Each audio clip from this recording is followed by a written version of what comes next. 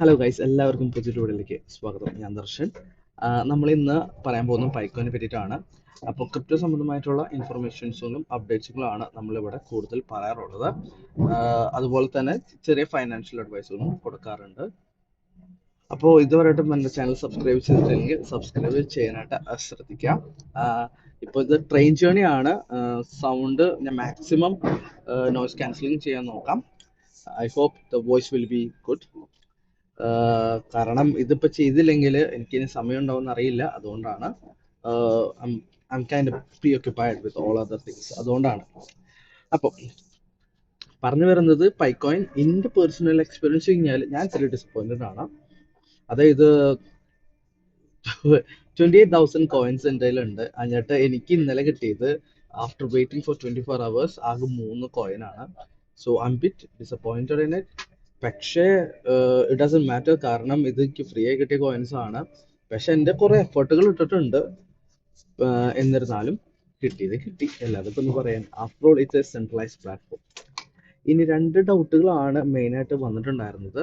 അതായത് 2 ഡൗട്ടുകൾ എന്നല്ല, ഒരു അണ്ടർ പെർഫോമൻസ് ആണ് കാഴ്ചവെച്ചത് ഇന്നലെ പൈ നെറ്റ്വർക്ക്. പേഴ്സണലി എനിക്ക് തോന്നിയത്, ഒരു after talking to a lot of people, ഒന്നാമത്തെ ഒരു കൺസേൺ അല്ലെങ്കിൽ ഒന്നാമത്തെ ഒരു പ്രശ്നം അവർ ചെയ്തതെന്ന് വെച്ച് കഴിഞ്ഞാൽ, ഇപ്പോൾ അവസാനമൊക്കെ ആയിട്ട് KYC കംപ്ലീറ്റ് ചെയ്ത ആൾക്കാർക്ക് ലോക്കിംഗ് പീരീഡ് ഉണ്ടായിരുന്നു 14 days. ആ ലോക്കിംഗ് പീരീഡ് കഴിഞ്ഞേക്കാളും തൊട്ട് മുന്നേ അവർ ലോക്ക് ചെയ്ത എമൗണ്ട് വട്ടപൂജയായിട്ട് മാറി അവരുടെ ബാലൻസ്. അതിനുള്ള ഒരു ഉത്തരം പൈ നെറ്റ്വർക്കുകാർ തരേണ്ടതാണ്. അത് കിട്ടിയിട്ടില്ല. ഓക്കെ. 2, എന്നെപ്പോലുള്ള ആൾക്കാരുടെ അവസ്ഥ. അതായത് ഒരുപാട് കോയിൻസ് ഉണ്ട്, പക്ഷെ ഇതുവരെയായിട്ടും വലിയ പ്രത്യേകിച്ചൊന്നും മാറ്റങ്ങളൊന്നും വന്നിട്ടില്ല. ഇപ്പൊ എൻ്റെ കേസ് എന്ന് വെച്ചാൽ 3 കോയിൻ എനിക്ക് 22 hours കഴിഞ്ഞിട്ടാണ് വന്നേക്കണത്. അപ്പോ എന്താ ഇവിടെ നടക്കണേന്ന് ഒരു പിടിപാടില്ല. So there are lot of buyers, tensions, FUD എന്ന് പറയും. അതായത് fear in the market. Okay. Pi നെറ്റ്വർക്കിന്റെ മാർക്കറ്റിൽ അത് കാരണം ചെറിയൊരു ഡംപിങ്ങും കാര്യങ്ങളൊക്കെ നമ്മുടെ മാർക്കറ്റിൽ വന്നിട്ടുണ്ടായിരുന്നു പൈ നെറ്റ്വർക്കിന്റെ. ഇതാണ് മെയിൻ ആയിട്ട് വന്നിട്ടുള്ള 2 പ്രശ്നങ്ങൾ. പൈ നെറ്റ്വർക്ക് അവര് അണ്ടർ പെർഫോം ചെയ്തു. Okay. Even though the project is really nice, അവരുടെ ടീം നല്ല എഫർട്ടുകൾ എടുക്കുന്നുണ്ട്. പക്ഷേ ഇങ്ങനെ മെയിൻ ഉള്ള ദിവസങ്ങളിൽ ആൾക്കാർ ഒരുപാട് എക്സ്പെക്ടേഷൻസ് ഉണ്ടാവും. എക്സ്പെക്ടേഷൻസ് മീറ്റ് ചെയ്തില്ലെങ്കിൽ മാർക്കറ്റ് ഡൗൺ ഉള്ള ചാൻസസ് വളരെയധികം കൂടുതലാണ്. ആസ് പൈ നെറ്റ്വർക്ക് തുടക്കമായ കാരണത്താൽ ആ ഒരു വിശ്വാസം പോയി കഴിഞ്ഞാൽ വൻ ശബ്ദമായിരിക്കും. ഇപ്പോൾ ഈ നേരത്തെ പറഞ്ഞിട്ടുള്ള 2 റീസൺ കാരണത്താൽ ഒരുപാട് പേർക്ക് വലിയ ഇൻട്രസ്റ്റ് ഒന്നും ഇല്ലാണ്ടായി തുടങ്ങിയിട്ടുണ്ട് പൈ നെറ്റ്വർക്ക്. ഓക്കെ. അവർ ഇൻട്രസ്റ്റ് തിരിച്ചുകൊണ്ടിരണം.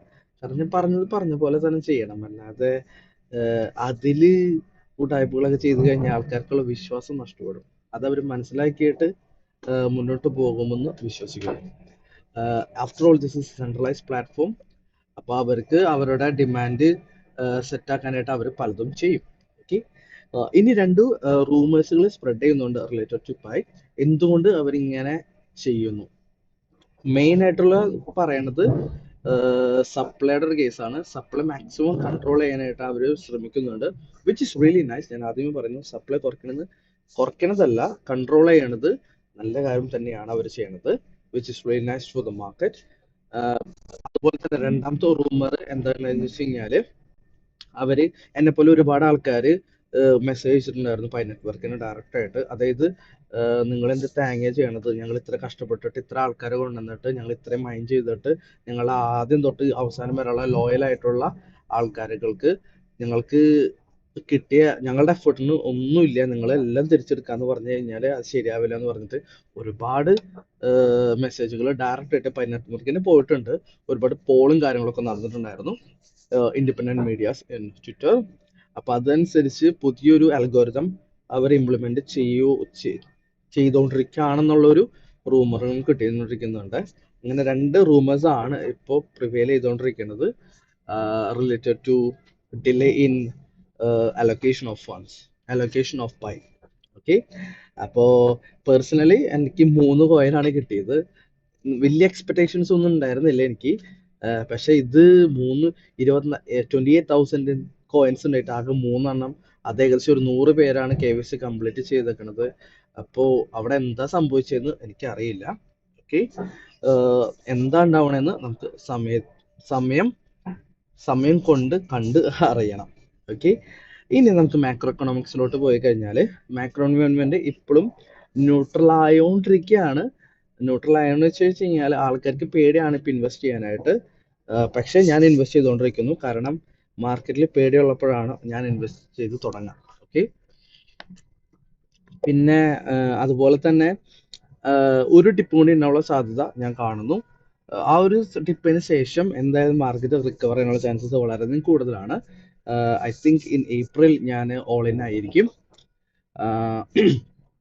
ഇതാണ് മാക്രോ എക്കണോമിക്കലി മാക്രോ എൻവയോൺമെന്റ് ഒരു നട്ട്ഷെല്ലിൽ പറഞ്ഞു കഴിഞ്ഞാൽ.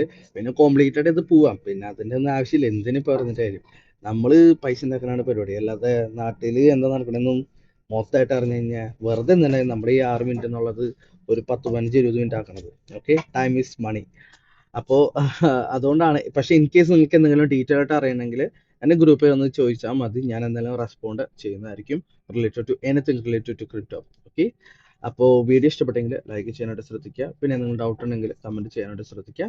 പിന്നെ നിങ്ങൾക്ക് എന്തെങ്കിലും ഡയറക്റ്റ് ആയിട്ട് ചോദിക്കണമെങ്കിൽ എൻ്റെ വാട്സപ്പ് കമ്മ്യൂണിറ്റിയുടെ ലിങ്ക് ഞാൻ താഴെ കൊടുത്തിട്ടുണ്ടായിരിക്കും, എൻ്റെ സോഷ്യൽസിൻ്റെ. അത് നിങ്ങൾക്ക് ഫോളോ ചെയ്യുന്നതാണ്. This is Darshan signing out. Peace out.